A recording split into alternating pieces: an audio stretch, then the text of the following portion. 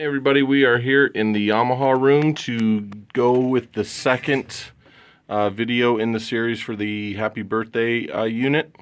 As you can see, I have already taken care of my Pro Tools situation where I opened up my session, I checked my playback engine, checked my disc allocation, set up my I.O., and made my new track for the track that I'm recording today. Finally, what I did is I cascaded all of the outputs to align with the output scenario or the output designation that I have laid out in my input sheet that you should always start your session with, that shows every single aspect of your session, from what mic you're using to placement notes to the mic line that you're plugging the microphone into in the studio, the input channel that you're using on your console, your Pro Tools inputs and outputs assignments, and what path it's coming back on the monitor side. So let's see what we got here.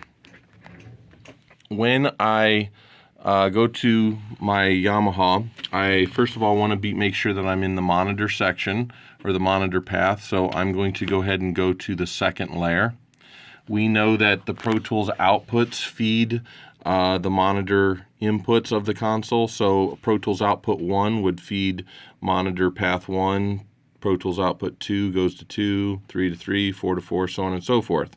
I've already assigned the outputs in Pro Tools to come to the tracks that I want. So I'm just going ahead and raise all my faders for now to get sound. I can go ahead and start panning things if I know where I want things to be panned. I'll probably do more of that once I start listening. And then finally, once it goes through the pan, it's going to I want to also make sure that the channels are routed to the stereo bus, which we can see the little orange S here next to each of the channels. So we know that we're going to the stereo bus. Stereo bus routes to the master fader, which is up. And next should be my control room source select, which we want to make sure we are set to the stereo bus.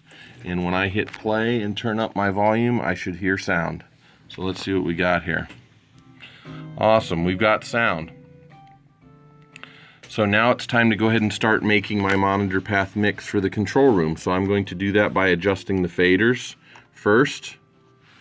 Once I'm happy with the fader positions, then I'm going to go ahead and select the channels and make sure that my low cut filter is engaged for all of my channels that need low cut. I would suggest doing that for everything other than the kick and the bass. So let's go ahead and try it on the snare drum. I'm going to select the snare drum. Once I've selected the channel, I know that I have turned on my center section here.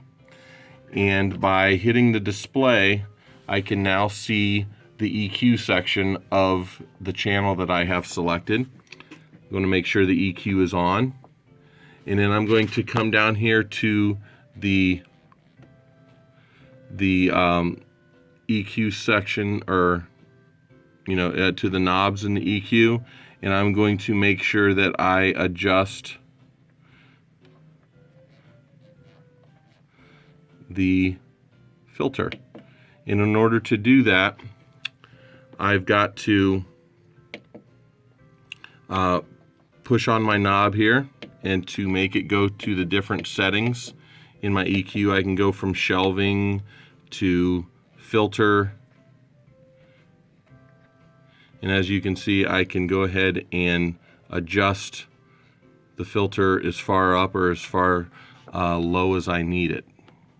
So once I've got my filters, my low cut filter adjusted to where I want it, then I can go ahead and maybe make some adjustments to my faders and get the mix sounding as close to realistic and what I want it to sound like in the control room. Next, I can move on to the Q sends for my talent. So to access the Q sends in this console, what I want to do is I want to come up here to the fader mode and select aux. You will notice that the faders may change, may not, but as I raise the faders up, now these faders are acting like the aux send for each channel. The aux send, which aux send am I using? I'm using aux 7 and 8, as you can see up here. And by adjusting the faders, I'm adjusting how much I am sending out to the cues. So according to signal flow, the aux send or the cue send goes to the cue pan. In this board, we've set up the pans to whatever you have your monitor path pans for your monitor faders. That's going to be exactly what the pans are going to be like for your cue send, so we can kind of leave those alone. We also, from there, we need to go to our aux master to make sure that we are sending out to our Avium unit. So I'm going to come here to the master page and look, make sure once I'm on the master page, I have to be back to fader. And as you can see, for the aux 7 and 8 master, I am at unity gain. And we can see that I'm sending signal to my Avium unit. All right, so we're getting signal there, but we just don't know what it sounds like. So we've got to find a way, going back here to our monitor path, into aux. We've got to set up this mix, but we've got to find a way to listen to it. Now we know that we could patch a Avium unit into an Avium A16D, but we do not have one in this room. So we can't use an Avium unit necessarily. Another way, what we could do is we could solo the aux master. Now that's, we could go through and go to the master section and solo up here, but that's a little more difficult. Going back here to the monitor path, we've set it up in our control room source select to where if you push assign 1, you would actually be hearing your cue send. This is the way that I would suggest listening to your cue send as you set up your mix. So assign 1 is actually your cue send mix for aux 7 and 8.